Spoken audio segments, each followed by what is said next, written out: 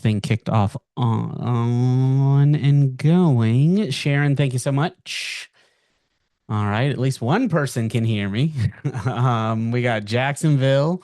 Bryce, good to see you, buddy. Man, I gotta ask you, Bryce, what's the next day on the calendar for us? I will never doubt you again, brother. We'll never doubt you again.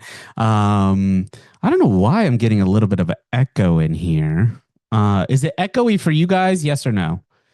Bob, good to see you. Hope you are doing well. No? Okay, good, good. It must just be in my office. I plan on rearranging my office anyway, so maybe that's maybe that's just something I need to do.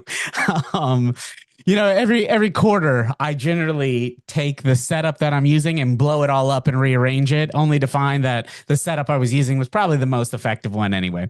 So good. There's no echo for you guys. Ralph said it's the talk. No, she is just sitting on her bed asleep right now. So, Tom, good to see you.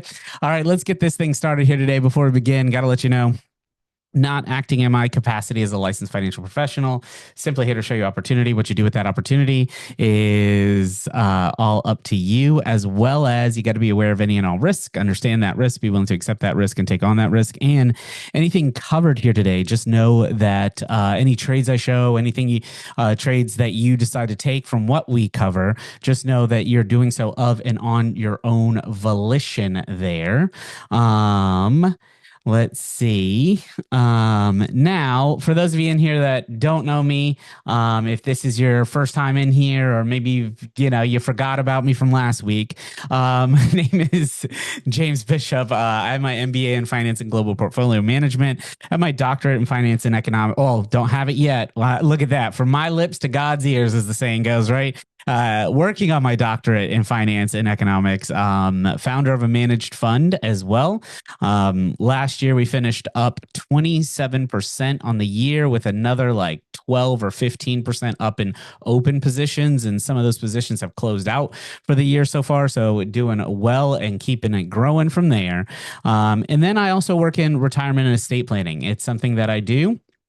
I absolutely love it. It help people plan for their retirement, help people grow their wealth, build their wealth, and do things to protect their wealth and protect themselves as well.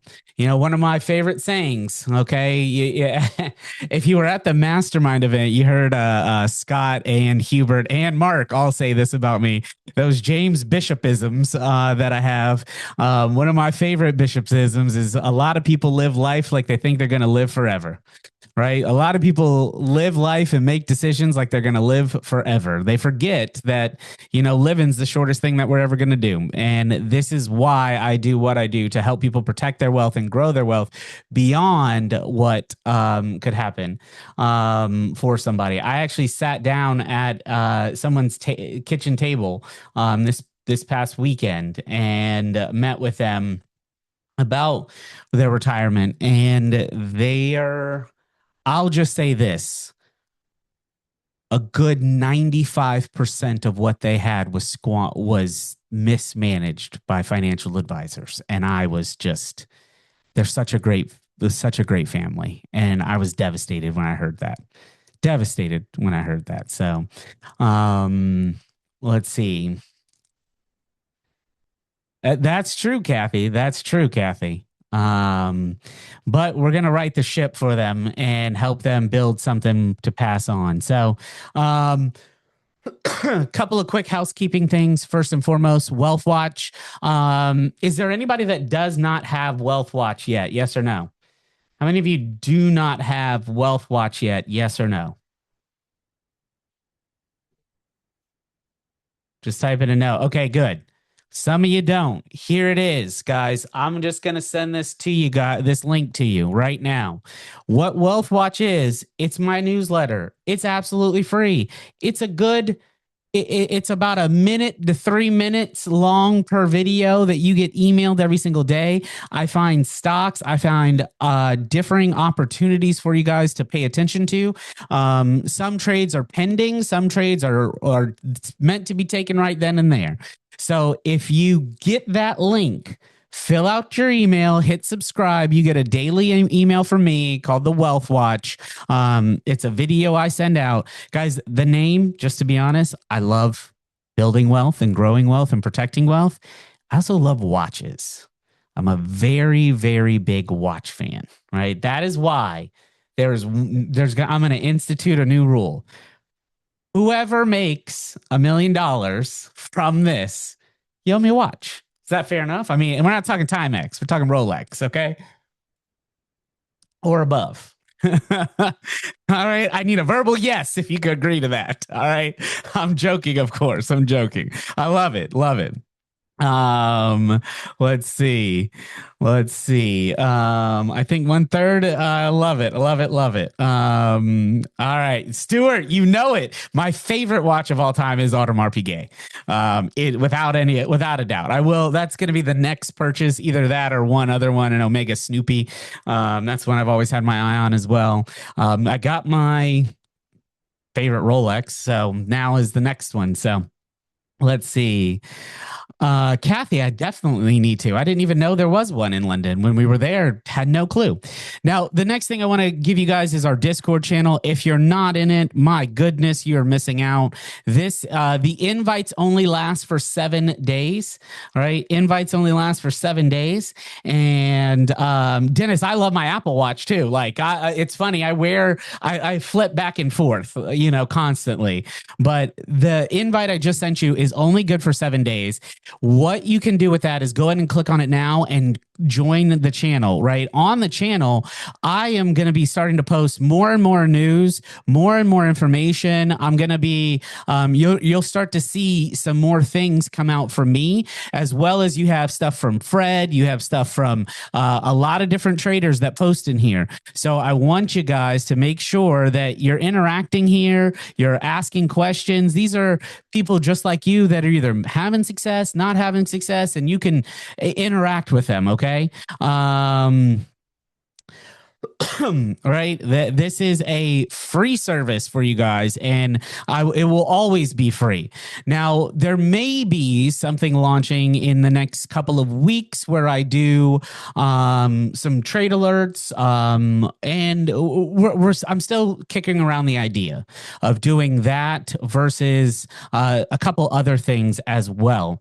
Now, let's jump on into it here. This week's major fundamental news announcements, and there's some others I'm going to point out. So go ahead, screenshot this and type in done when you have it screenshotted.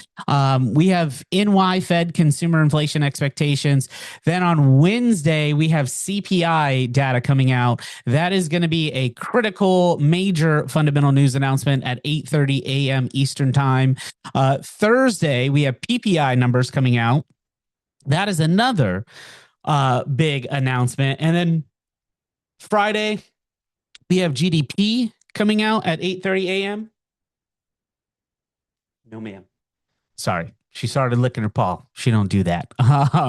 And Thursday or Friday, as we have USD GDP coming out. We also have, for those that don't know, let me go to Forex Factory really quickly. And let me go from here to here and apply. We also have on Friday core durable goods orders. We have PCE price index. We have preliminary GDP. We also have personal income. And then we have JOLTS job openings and inflation expectations as well. We have a big, big day on Friday as well. So make sure you guys are prepared for it. The other day in the Discord, I posted this. This was my trading. I did a live trading session around non-farm payroll at 8:30 in the morning. It started at 8. We took our first trade at 8:30 in the morning.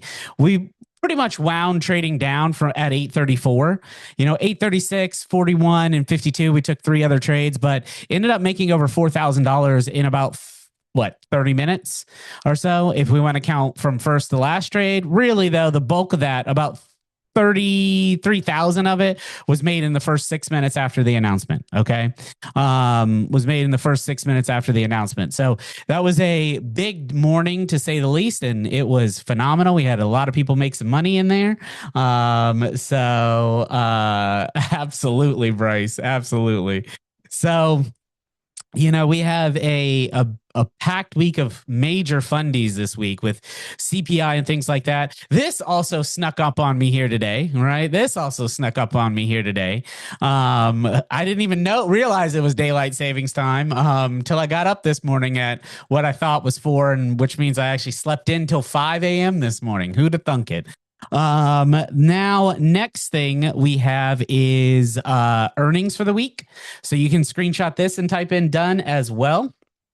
Screenshot this and type in done. We have Hewlett Packard, BNTX, NIO, Oracle, Campbell Soup, Dollar General, Dick's Sporting Goods, Adobe, which I'm interested in, Lennar and Ulta as well. Perfect. And if anybody wants to post either of these screenshots in our Discord, feel free. Right. Feel free to make that your first post, your second post, or your millionth post. Just post it in there for me. Love that. So let's see. All right. All right. Now, before we jump into the charts, as you know, we got to cover a little bit of news.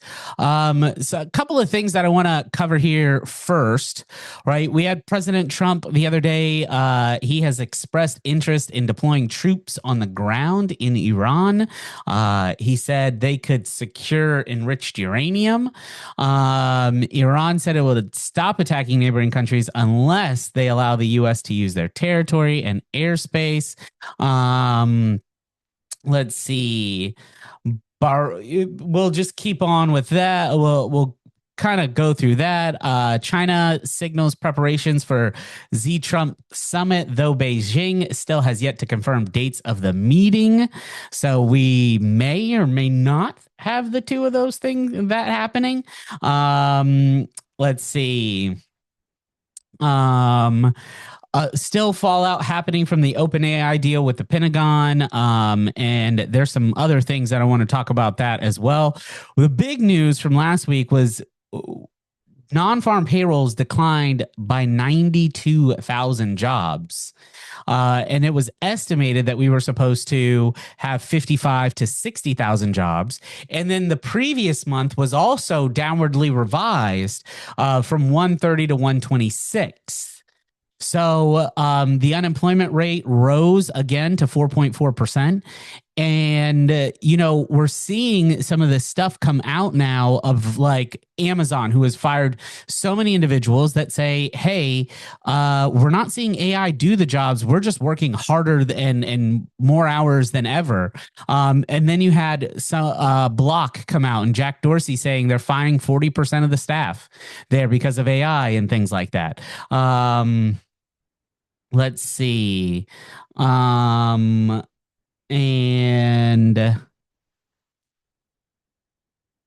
let's see what else here did we have that I was one other thing. A couple other things that I want to talk about. One is you had Circle and Stripe are both building competing AIs to run like an AI payment system and strategy. So that should be interesting over time. We're going to take a look at Circle here today for sure. I'm going to add that on to CRCL.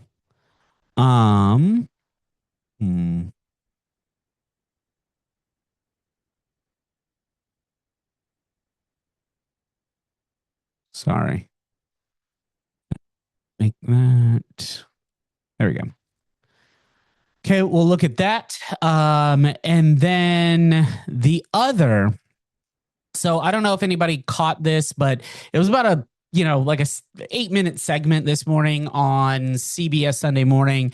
And the former Goldman Sachs CEO, Lloyd Blankfein, has basically, talked about Wall Street crises throughout history and what led to them. And he, to put it simply, what the whole crux of this was that his thesis, very similar to what I've been sharing over the past couple of weeks, is that look, the U.S. economy is due And we will see.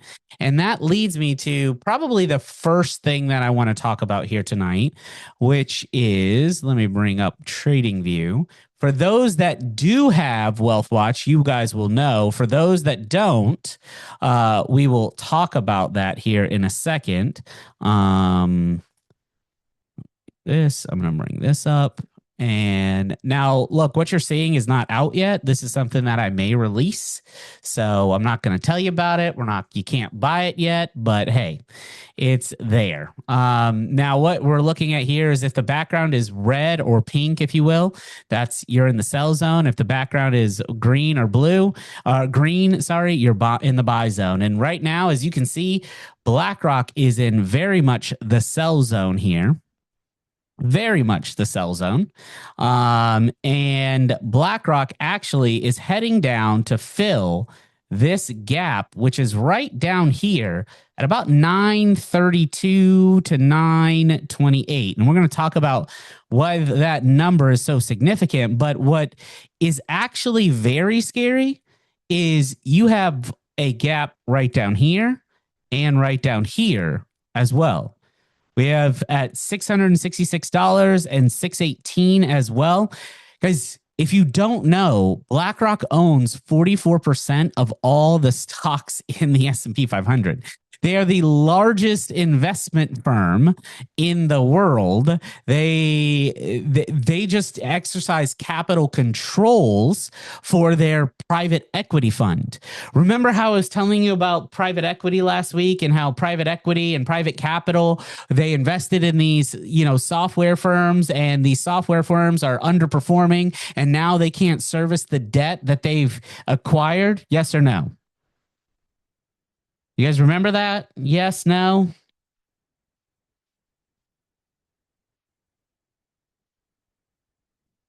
Okay.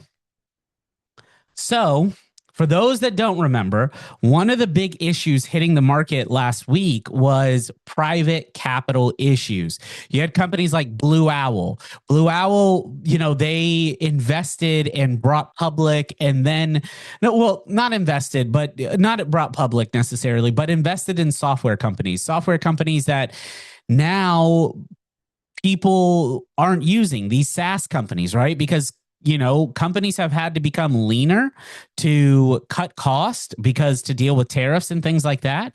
And so they've gotten rid of certain levels of software. There's also found redundancy in software. And so every few years you evaluate your tech stack and you see what happens. And then the tech stack, you change it. Well, it just so happens that a lot of the same companies are being, kicked to the curb. And now you're seeing software companies have major downfalls, right? Both public software companies and private. I'll actually bring up what Fred posted just this afternoon, right?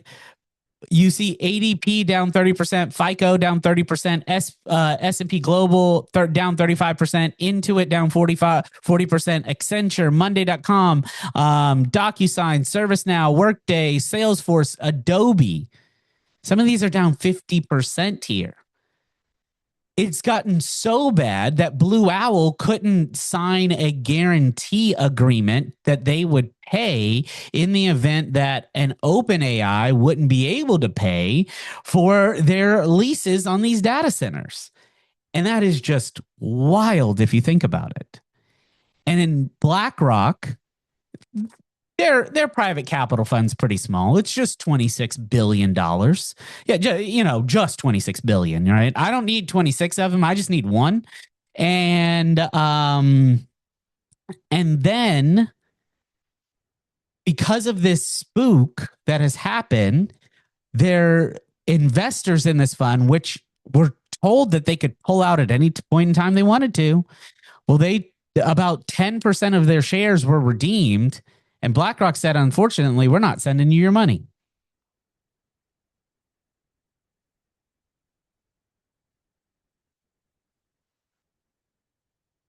And that is a very scary thing, which led to what we saw on Friday, right? Now, I know this is going to look like magic, what I'm about to show you, but check this out. If we plot our fibs, look at where like our de-extension is within like a few dollars of where we are, right? So this is the de-extension on the daily. Let me go to the weekly because I want to look at long term here. If we go to the weekly, here's your de-extension on the weekly, which is pushing down back to a level of support and resistance. And if we go down, if we go back to the daily, though, right, our weekly is here, our daily, which our weekly lined up right there with that. So this would be our de-extension on the weekly. So right in line with where this gap is, we're looking at filling this gap. Now, what may occur from this and what I'm anticipating, because I don't think BlackRock is going out of business or anything anytime soon, right? They got a couple of dollars. And even then, if they did, I mean, it's Larry Fink. And Larry Fink, he was the one that controlled all the TARP money and he created the instrument to create the '08 collapse. Wouldn't you? Who'd have thunk it? But you have the. I think it fills this de-extension this week. It pulls back up to 1,025, and then we may see another turn down. Okay, another turn down. Now, with them owning such a massive amount of the market, this downturn is going to affect the over market as well. Right? If this continues to be a downturn, this will continue to affect the market in not a great way.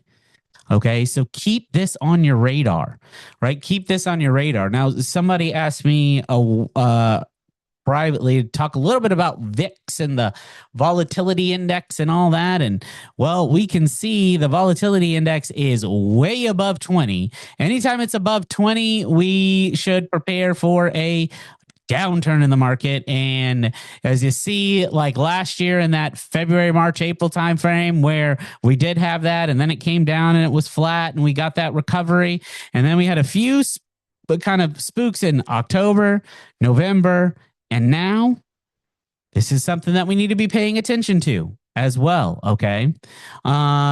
Which leads, BlackRock or the market? BlackRock is the market, Tommy. I mean, they are the market, if you will. So just understand, with this volatility index this high, where we are right now, we should expect, a correction in the movement of the S&P 500, which brings me to the next thing. Man, I promise you I didn't choreograph this, but it just sounds like I did. This brings me to my next thing. Does anybody see what I see right now on this chart?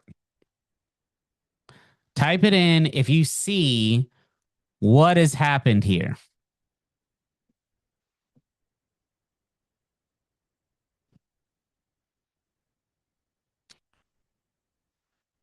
We had a breakdown. Right? The market has actually been making lower lows and equal highs, and we just broke below, and we've closed below our recent low there. So if we are paying attention to this, right, we do have a level of support and resistance right here. If this level holds, great. If this level breaks, then we know we can look to there, we can look to there, we could look to here, right? Where we stop, I mean, will be interesting to say the least.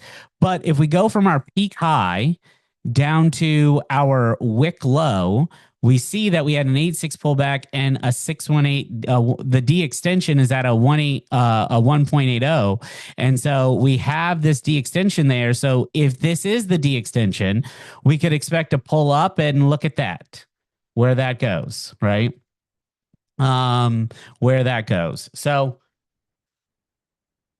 this is one of those that just be cautious with everything.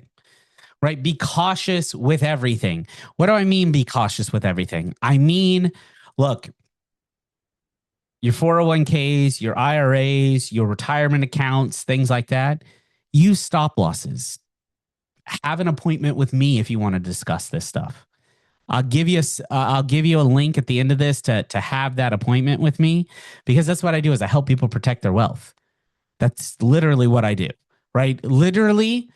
And I'm the only person that can say this. I can guarantee a 0% loss. Okay. I can guarantee a 0% loss. Now, let's go into ES futures and we'll look at NQ as well. So, ES daily futures, I'll turn my system back on. You see, we just kind of crossed into the sell zone here on the daily time frame. We did bounce off a key resistance level, though. So, if we break below this resistance level, 66.12 is where I'm at. Okay. 6612 is where I'm at. Let's see.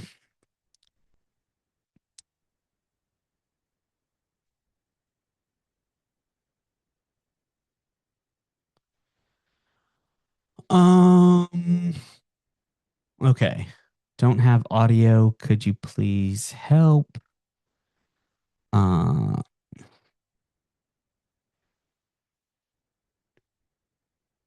Everybody else has audio, right? Okay, good. Good. Okay, perfect. So, try your volume settings. There you go. That will probably do. So if we're looking at this, right, this is look, our big levels of resistance that we need to be paying attention to right in here. That's the biggest one. If this continues down and we plot our fibs appropriately, 1, 2 there, with a extension there. This would have been your D extension. We've already blown through that. So we may, if we break this, this is something that's going to be a key level. If we break below that 6560 is the key level, right? 6560 is the key level. Right now, market is down in pre-market. We're down about 109 points or so in pre-market. So that's $12,500 in tick value. If we go here to the daily time frame, again, NQ, same predicament here. Same exact predicament for the NQ as well, right? Failing to make new highs. You're sitting there at there. You did reach this D extension already.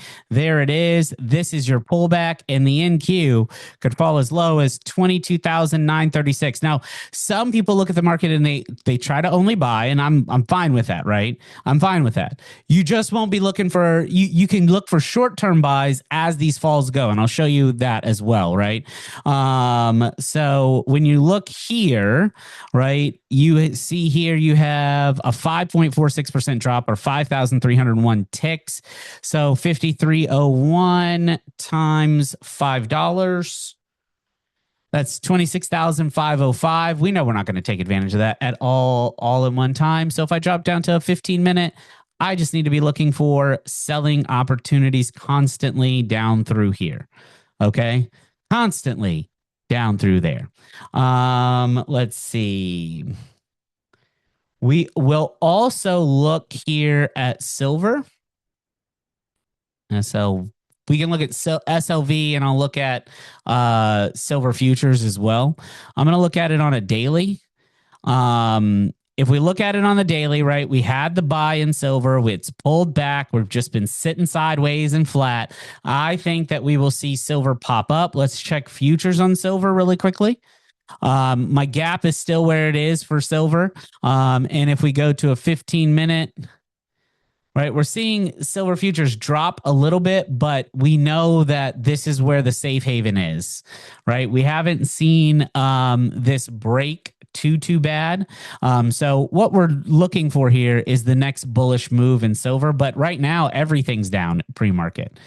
You know, everything is down pre-market. So we just need to be paying attention to that everything is down pre-market. So let's look at it here just because, you know, I know you guys don't have that system yet because, well, I haven't released it. So one of these days I might. So I'll go back to that, Dennis. I think it's 5, 6. 5650 if I'm not mistaken. So silver futures still looking for it to rally up. We did have our buy. We did hit our price target for that buy back to there. Now we've pulled back below there and we're waiting for either bullish market energy or a bullish move here to break us up there. Okay. Is silver pretty much a novelty trade now, decoupled from the physical market?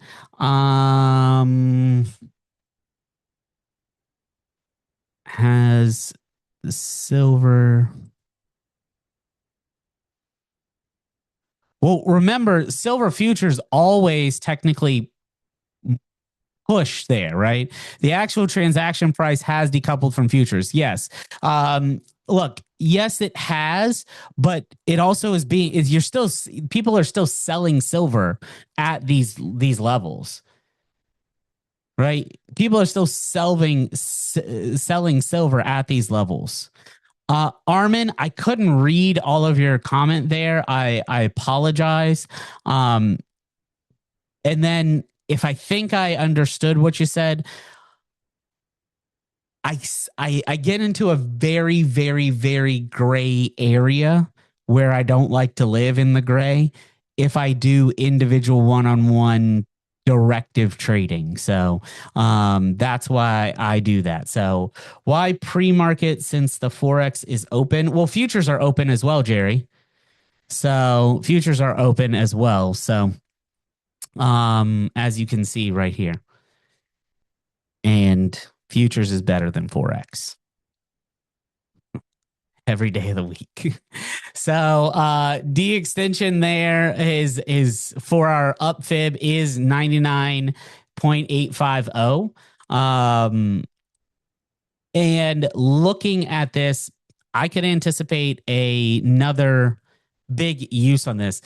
And you know, something else I was thinking about, Bryce, just now that hit me with what your statement was, where it's decoupled. Yes, it's decoupled, but again, we're trading futures, so it's the future price. But technically, every single stock is decoupled from its price, right? Because they trade on multiples and PE ratios and forward guidance, not rear view guidance, right? We don't like the value, like the PE ratio of the S&P 500 right now is around 40 and its historical mean is 17. So this is what I mean, right? This is why I think that, you know, what I do is very powerful for people because, okay, the value right now of the SPX is 6740. The forward multiple that it's trading on right now is 40. So if you take 6740 and divide that by 40, the actual value of every stock in the S&P 500 should be around $168.50. That's what its aggregate value should be if you remove the PE multiple.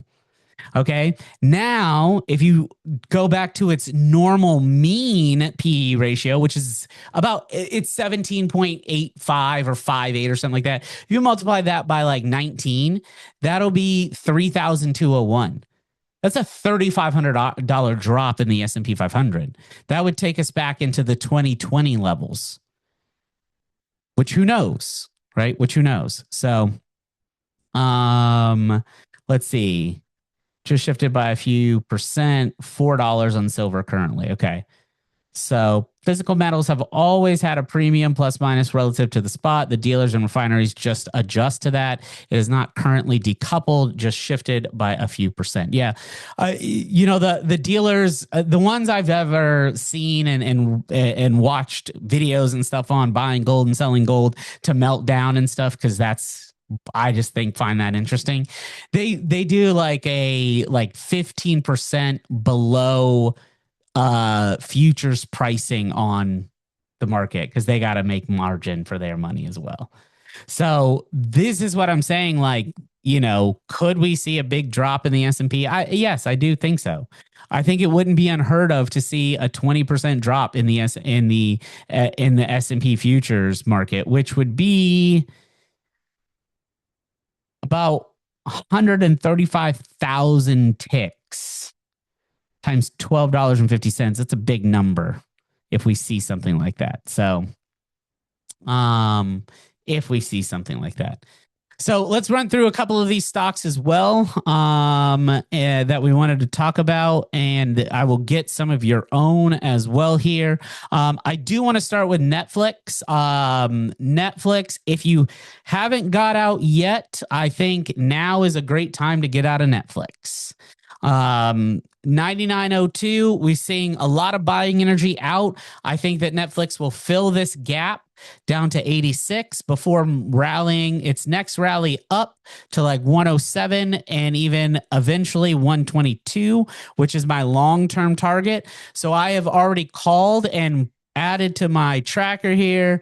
Netflix closed at 99.02. And we made $20.35 in premium on that. So whatever option trade you may have taken on that, great. But we're going to put Netflix down here as a watch right now, 3.8.26. The price we want to be in at is 86.50, 86.50. Looking for a buy. Short-term target from that is 107. Long-term is 123. And the current market price is 99.02. So I believe that Netflix will get there. We're just waiting till it gets to 86.50. That's what I'm waiting for. Okay. Let's go look at Circle really quickly. CRCL. Now, Circle's value is heavily weighted on Bitcoin. And well, even though Bitcoin had that nice pop up, look where it's back at on Sunday afternoon, right? So we may see Bitcoin continue this fall, right? We've kind of stalled off in the fall, which is good to see. Like we may have found a bottom in Netflix, which would be great if we did. So if we did, and that was our fib, we had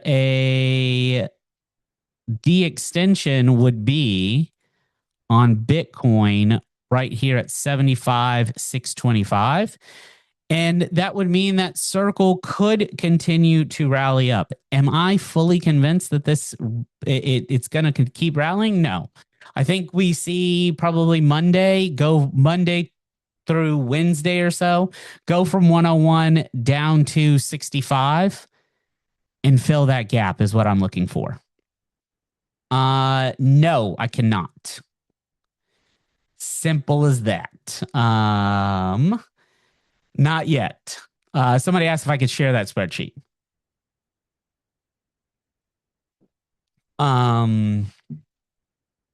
So gaps down in NQ and MES. I'm long with Sniper on both waiting. Okay, good for you. I do think that Circle will more than likely pull back, and then we'll see the next rise in it. Same with MSTY and MSTR. If we look, MicroStrategy, right, we had the push up and then it pulled back already. And so, maybe we'll see the next rush up. But look, I still think this goes down to somewhere down into the 81 range, okay? 81 range. Jonas, good call on Micron. Micron just entered the S&P 500 this week. So fully expect what always happens when a stock enters in the S&P 500. It drops. For whatever reason, it always does. Then it will rally, but it does drop, right? It does drop usually. If we look at where this could potentially drop to, somewhere in the 339 range, filling this gap that's between Thursday, January 15th and Friday, January 16th. There's a small gap there. Maybe it fills that gap. Maybe it comes all the way back down to 236. I don't think that would happen, but I do believe, right? I do believe that we should see a big opportunity in Micron after this. Another thing about Micron that's interesting is it's now affecting computer makers that use, like, so Apple, right? They have their own, they don't have their own. There is companies that produce their own RAM for Apple, but it's Apple specific RAM, right? But other companies, right, that sell RAM and build computers with Micron and SanDisk stuff, they're unable to get it So the cost of computers and personal computers and laptops and stuff are rising simply because all of this RAM is being used by data centers. And so there's going to need to be another wave of production, right? So I do expect this stock to be one of the big ones that rallies up from this whole AI data center as well as what's going on soon. But right now, I think that this is going to pull back a little bit further before we see the big rally. Does that make sense? Yes or no?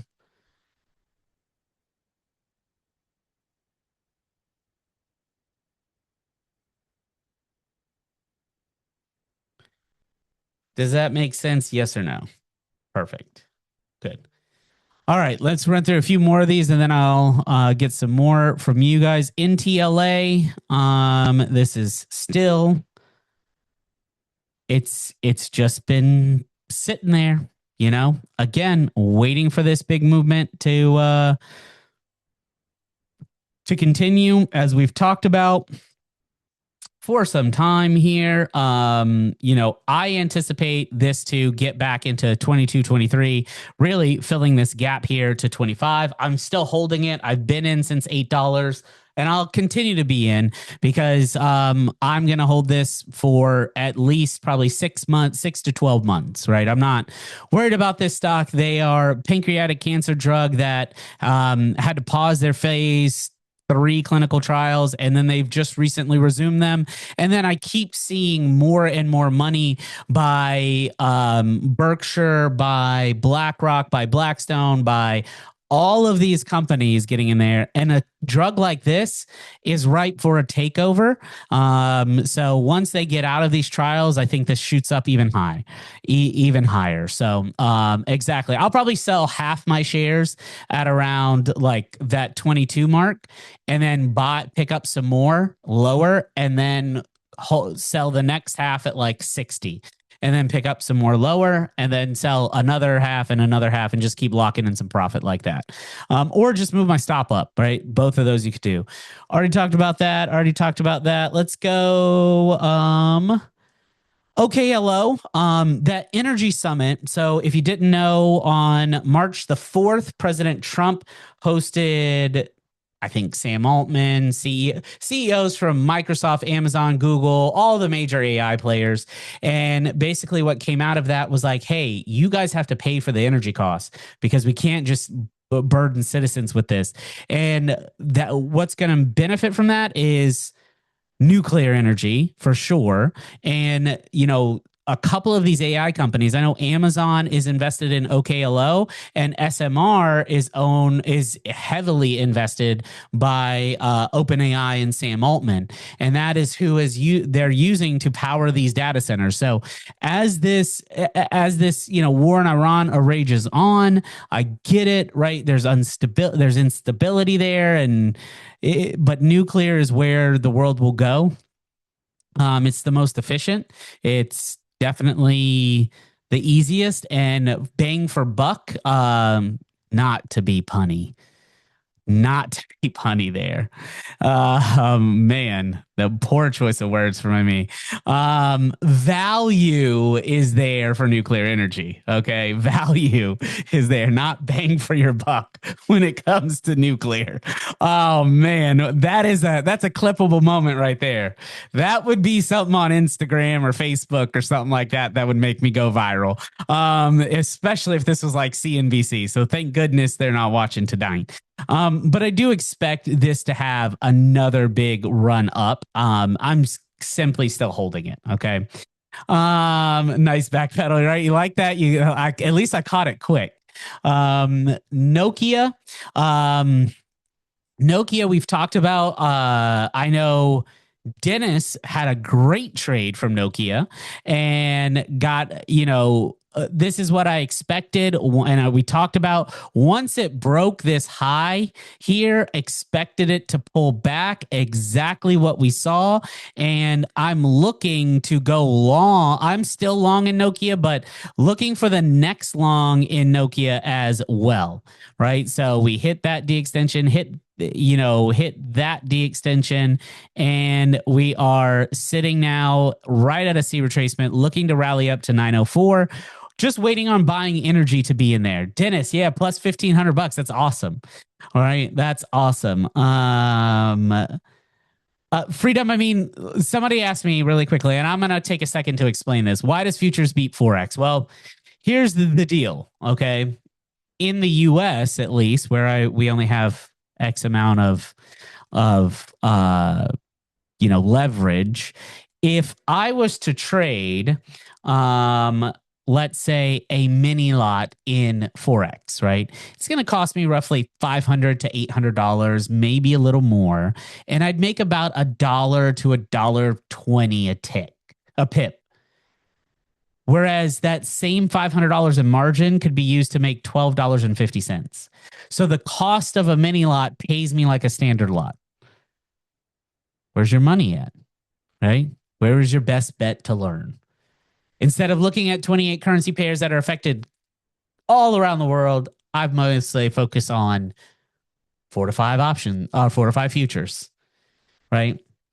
And it just pays better and it's faster and I'm out of my trades quicker. And I could go on and on and on, but we don't have that much time. Let's see. Let's see. Let's go Dominion Energy. Now, Dominion, interestingly, they beat earnings, right? But they're beat earnings both on the top and the bottom. But their forward guidance was like, hey, we got a delayed project. And because of that delayed project, well, they pulled back. But then after this energy summit, you can see the rally up from there. And we see buying energy return into the market. And we see extreme energy that has returned into the market, right? And so we had our de-extension there. And here is where we are right now.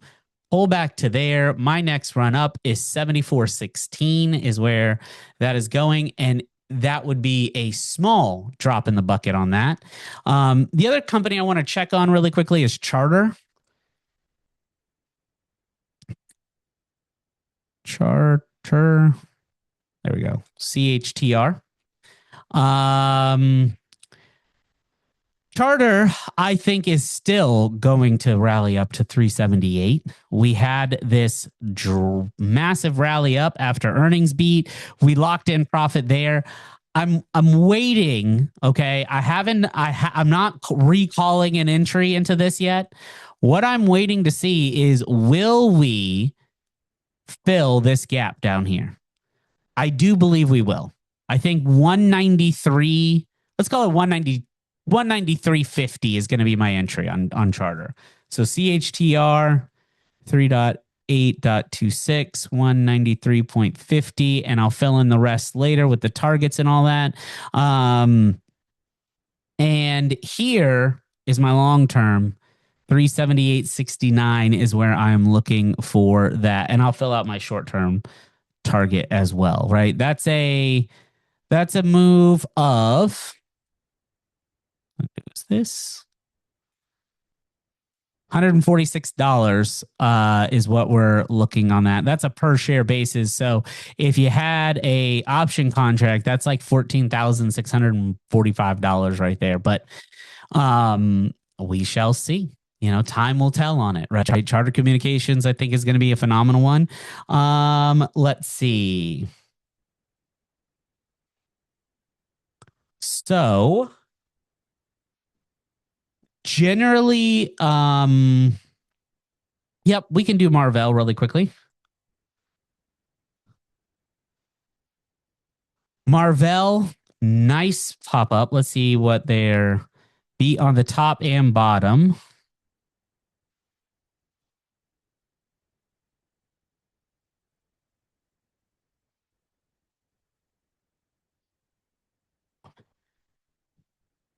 I mean, I think they fill this gap at 95.75 and they will tend to recover, right? Let's look at them really quickly as well. MRVL. Let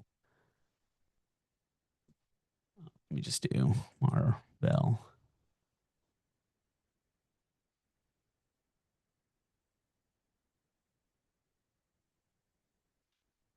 What did I do there?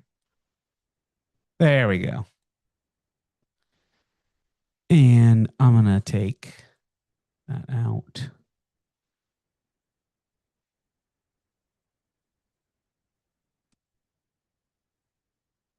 Okay. Now I want to see.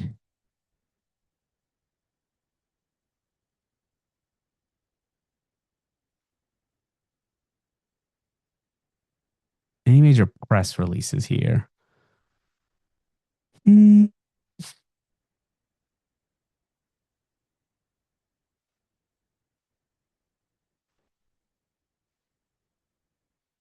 Street takeaways. All right.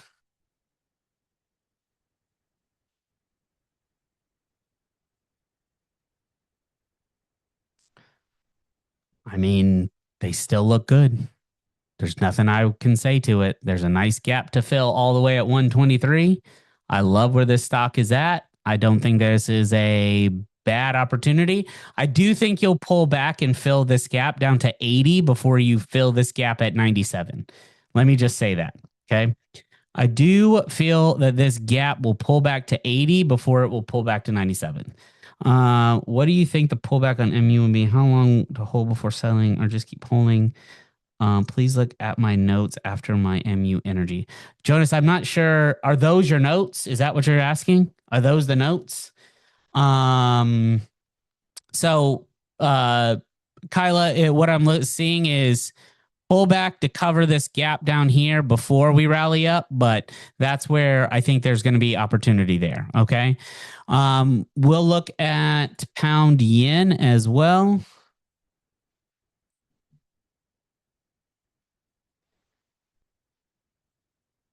Pound yen. I mean, still buy side in that. Still have buying energy. So continuation of a though. I mean, that might just be a pullback on the daily there. If I look at the top down analysis, that is telling me that that is a pullback down to here.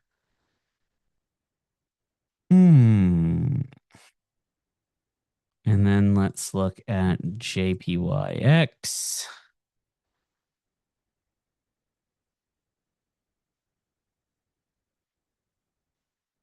The yen index is making higher lows and higher highs, which would tell me a strong yen is still a potential here. We have a double bottom there, tweezer bottom there. So I could see the yen index rallying up. We do have buying energy coming into it. So I'm going to look at the pound yen and let's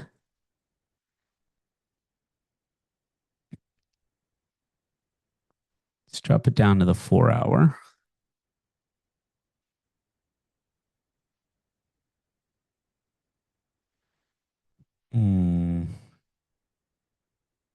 But they were making higher highs, higher lows, except now making we met a high, a lower high, a higher high than that high, but not a higher high than that high. Interesting. Let's go down to 1-hour.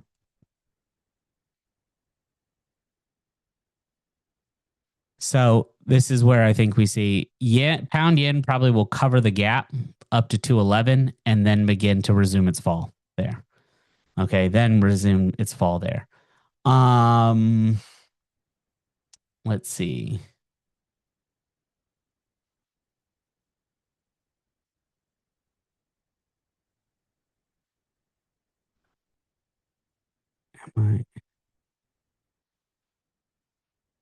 So let's do ScanDisk SNDK. Again, I still think that this has more room to fall.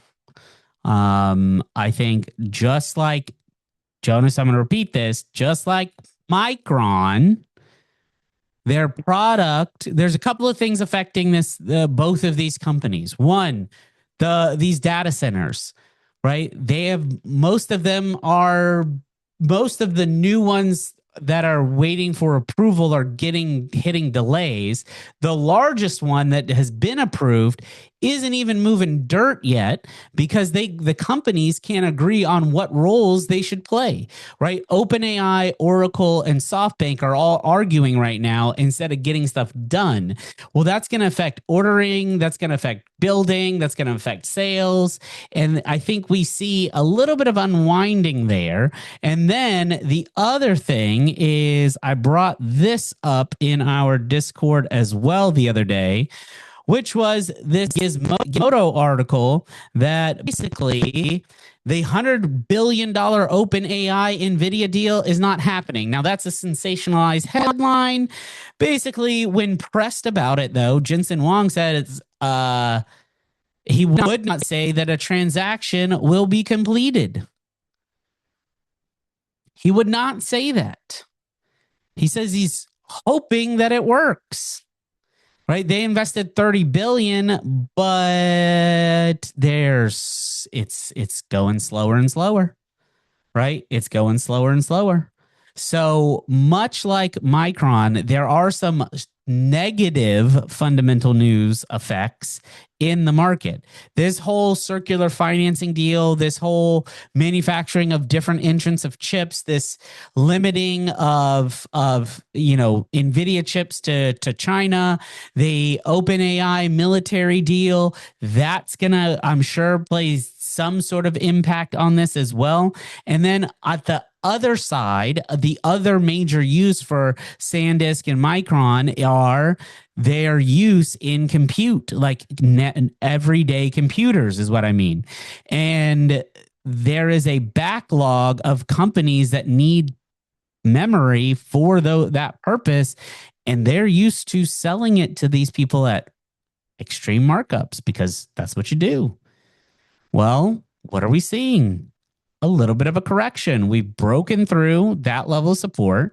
We've closed below it. This could head down to 425 as the D extension. The same goes for Micron, right? Micron, same. Yes, they were valuable. Yes, they entered in the S&P 500, but we're in the sell zone. Selling energy is high. We will see. I bet you they beat earnings and we'll get a spike up and then it'll spike back down. But the guidance is what we're going to be looking at for something like Micron. Okay. Let's do Amazon, AMZN. Amazon here, right? We saw that this rallied up. It literally hit our target to the penny, right? The high was 220.47. 220 was my target. So we undershot it by 47 cents, but we covered that gap. Now we should be out of Amazon, right? If you're still in it, then you shouldn't be in it, right? 220 is where we got out of it. And that was our limit there. And I need to update that over there. And then our next trade on it is wait for the pullback, probably back down to 209, and then the rally to 231. But we could still cover. There's still some shorts to cover. Right? There's still some shorts to cover. So we'll see what their AI infrastructure play out has been and will be. And then we'll see if that is going to continue or not. Right? If this bullish movement out of Amazon, because people aren't trading it because what they're buying and selling, people are trading it because of the inherent value that could be created from them owning their own AI chips and AI data centers, manufacturing those things as well. Okay. Let's see. Jonas, I can't tell you that. You have to make that decision for you. Okay. So Disney, I'm not looking to get into Disney until it drops down to $92 to $93. That's been my prediction on Disney. And it's been a slow going prediction, but it's working. It's working. It is absolutely working. And you see there we had a selling opportunity, and this is 9706 is the next D extension, but this gap is where I'm covering. All right. And then let's go to oil. Somebody said, can we look at oil? Yes, we can. We saw oil futures are up for the day. We have a move right now of about 89 cents. So far, think we'll cover the gap at 85.93 and then get a rally in it. Oh, that's Colgate. I do that all the time. Oil futures are up, way up again. Up $17.13 since the open about 2 hours ago. Guys, actually, I'll say this, okay? The system that I built, I can't tell you too much, but it works very, very, very, very, very well on not Colgate, but oil futures. You would have been buying since 61.13, and it's over 107 right now. Okay. Over 107 right now. Now, what do I think is going to happen here? I think that this is going to correct a little bit and then rally up again. Probably cover some of this gap. This gap wasn't covered though. So in the near future, I do expect once this conflict ends, here to here is where we're looking at oil futures to go. Okay. Where that is. So got in on crude today at 94 and out at 106. It's a pretty darn good day, William. Absolutely. Should we still get in on the shorter time frames? Yes, there's still buying opportunity. I would wait because overnight trading, you're probably going to sit sideways for a little bit and then, rebuy in at a level of support and resistance. That's what, somewhere in the $100 range or maybe even down here at 93, right? That's something that you may want to be paying attention to there, right? Is rebuy in at a lower level than where it is right now. Let's see. Somebody say, can we look at gold? Gold is down. Yes, it is. Gold is way on down here this evening. And I honestly think gold will come back, right? We're still at this level of resistance where we're sitting right here. Let me turn off this magnet tool. So we have actually blown through that level of resistance. So gold may push down further before we see its next rally up. But gold's just sitting sideways. How is gold possibly down when it's a safe haven in times of other economic uncertainty? Crazy. Look, I talked about this last week. One second, I'll bring it up. There are logarithms. This is actually something I built personally.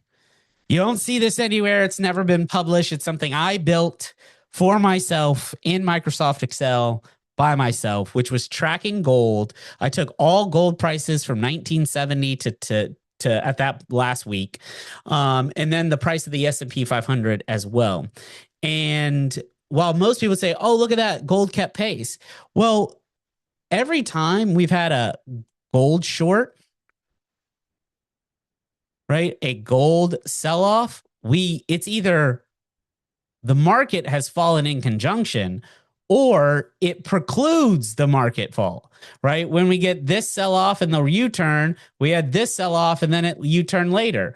Then when gold's above and we have a sell-off, we had a market sell-off as well. We had a sell-off in gold last year, and then we're going to probably have another major sell-off in the stock market, right? Another major sell-off in the stock market. The other thing is that people will go from gold to oil, right? Money finds where it can make the most money the easiest, if that makes sense. Where it can make the most money the easiest. And then here's the other thing. This is why I do like Forex. I was joking earlier a little bit. I do think futures is a better trading market than Forex, but I have a long-term Forex background. And if you look at the DXY, I would be willing to bet, and there you go, it is up today. Why is the dollar index up? Because people are going into cash. People are going into the cash. Currency is a matter of current. That is water, and water goes where it is easiest. Interesting. There you go. I like that, Jerry. I like that. Um, People are going into cash and they're finding opportunity at investing in selling their stocks, selling their gold, selling their silver, and investing in putting their money back in dollars. And when they put their money back in dollars, the dollar will rise. Right? The dollar will rise. So, do I track central bank liquidity at all? M2. Well, I don't know. What do you think? What do you think? Do you see where money supply was in 2000 and there as well? So there's a huge opportunity there, right? Bryce, I love it. I love it, my friend. Right. So love it. So let's go a couple others that I wanted to look at as well. Hold on one second. And Priyanka, I'm sad you didn't stay the other week. We talked about the thing that you and I needed to talk about.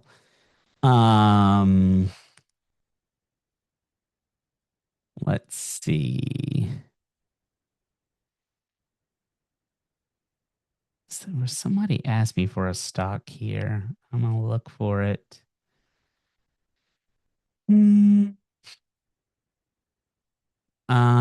Okay, here we go. I'm gonna run through these really quickly. Target on the daily is still rallying up. I think Target is a lot like, benefiting from the big shopper run. I do think long term 151, so about $30 worth of movement on the bull side is where I'm at on Target, and where I'm looking to go. Now, is it going to rally up there straight away? No, it's going to take its time, right? Remember my old saying, bulls climb stairs and bears fall out of windows when it comes to markets. So, right, we'll probably have a pullback into 113-ish, and then the next rally to 141 on that. AVGO.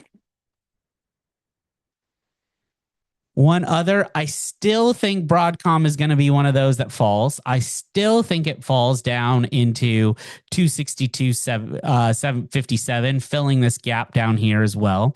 And I think that is because of delays in data centers and differing issues around data centers. Tesla just raised its prices in Austin on autonomous taxis by literally going from like $1 something a mile to $3 and something a mile. It's a really interesting space there. And I don't know. I'm actually staying away from Tesla for a little bit just because I'm trying to figure out where the direction of the company. Like, I love the robots. I love the AI. I love what they're doing. I love the manufacturing. I love everything about the company, except right now, the vision is a little unclear. And good companies with bad vision is still going to crash into walls, right? Good drivers with bad vision crash into walls all the time. So I'm going to wait, right? Gonna wait. And if I miss out on opportunity, I'm going to miss out on opportunity, and I'm okay with that. Okay. Palantir. Look, it's just going to keep going the way it's going. Like, they're building our social platforms. One of the things that's scary, I'm going to let you guys in on something. Meta, it's going to be interesting what happened with Meta over the past couple of days. So Meta just released that, those AI glasses, and those AI glasses, there's a function that was recently turned on where I can look at somebody, take their picture, the internet will search for it, looked up their LinkedIn, looked up their social profiles, look up their Meta information, and then I could go up to them and say, "Oh, Bryce, didn't I meet you at that commercial real estate summit? And you may have not met me ever in your life. But now I have all this information in front of my eyes and you have no clue that I'm looking it up." That is some big brother scary stuff right there. Right. I just have regular glasses. I ain't got Meta glasses. So I am not a love that type person on that, right? That one is a scary one for me. But Palantir, I think, is going to continue to rally. It'll be interesting to see what happens if there's any backlash or fallout from what that meta release is, and we'll see, right? We will see. And then there was one other. Um, Robinhood. Robinhood, it's down to 77.09. Are we done falling? Let's take a look.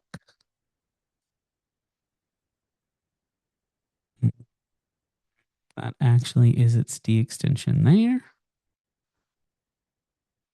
And this D extension would be there. Probably will get a pullback to about 98 and then maybe a little higher. But their whole new model, people are leaving them to go to specific trading platforms, or Kalshi is also taking their share as well. So, um, as well. So, um, let's see. How many trades do you?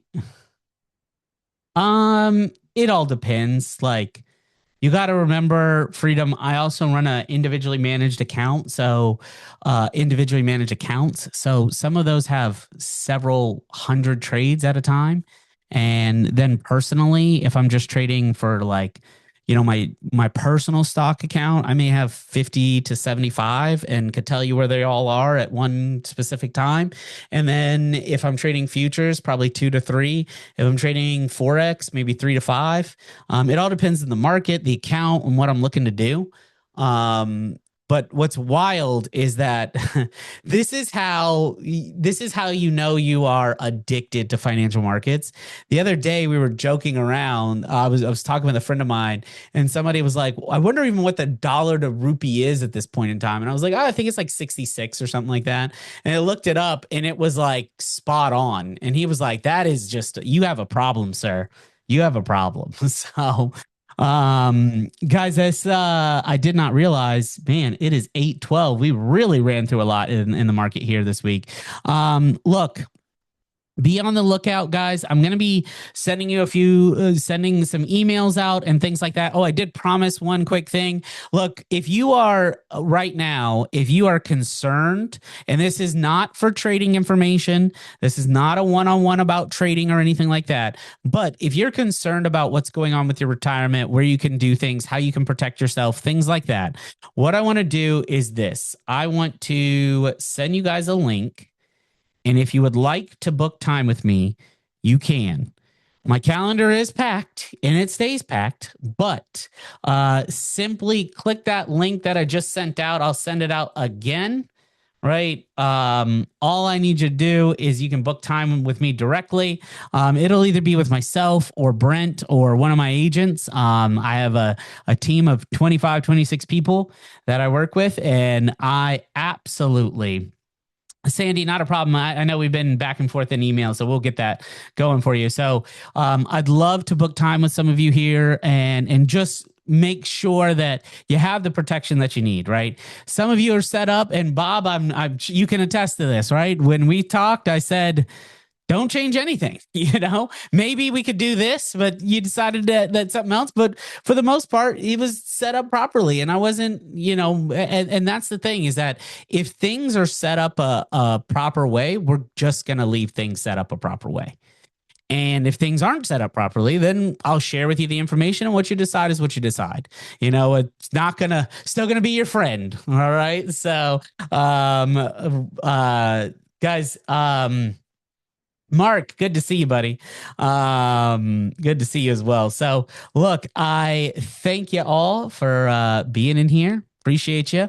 I look forward to seeing you guys in a webinar this week. We have a lot coming up. I'll be sharing stuff on Discord, and a whole lot to come from me as well. I cannot wait to see you all in a presentation soon, and can't wait to share with you everything that I have coming for you guys. So have a good one. Thank you all. Wish you health, happiness, and success at trading. Have a great evening.